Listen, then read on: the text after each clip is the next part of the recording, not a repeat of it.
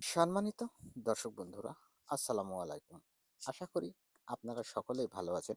আল্লাহর রহমতে আপনাদের দোয়ায় আমিও খুব ভালো আছি। ফাউন্ডেশন ২ তলা, কলম ১৬টা এবং বেস থেকে আমাদের এই কলম করে এতটুক পরিমাণ গাঁথনি করার জন্য কি মালামাল লেগেছে সবকিছু হিসাব পাবেন আজকের এই ভিডিও থেকে।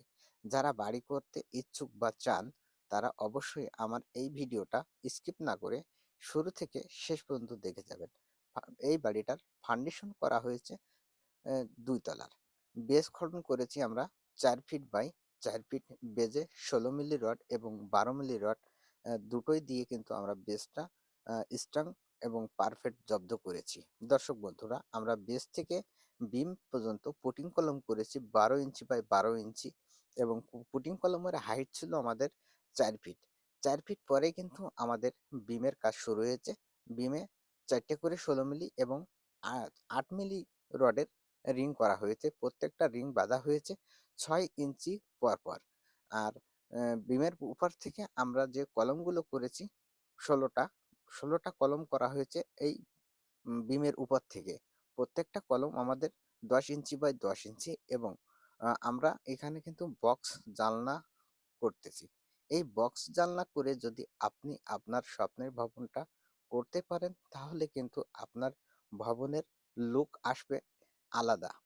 খুবই সুন্দর লুক আসবে। এইজন্য আপনারা অবশ্যই জানলায় একটু ডিজাইন দিয়ে বাড়ি করবেন, তাহলে আপনার বিল্ডিংটা যেমন সুন্দর দেখা যাবে, তেমনি দেখা যাবে আরো পারফেক্ট, আরো নান্দনিক। এই নান্দনিক বাড়ির ডিজাইন দেখানোর জন্য কিন্তু আপনারা বাড়ি করতেছেন। আর বাড়ি করার সময় অবশ্যই একটা জিনিস খেয়াল রাখবেন যে দক্ষ মিস্ত্রি বা দক্ষ কন্ট্রাক্টর দিয়ে করবেন। দক্ষ মিস্ত্রির হাতের কাজ দেখলেই কিন্তু বোঝা যায় এখানে যেমন করা হয়েছে এই গাঁথনিগুলো।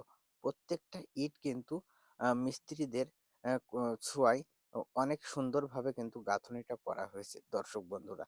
এই যে গাঁথনিটা দেখতেছেন, প্রত্যেকটা ইট কিন্তু 1/2 ইঞ্চির বেশি বালি ভাঙা নেই।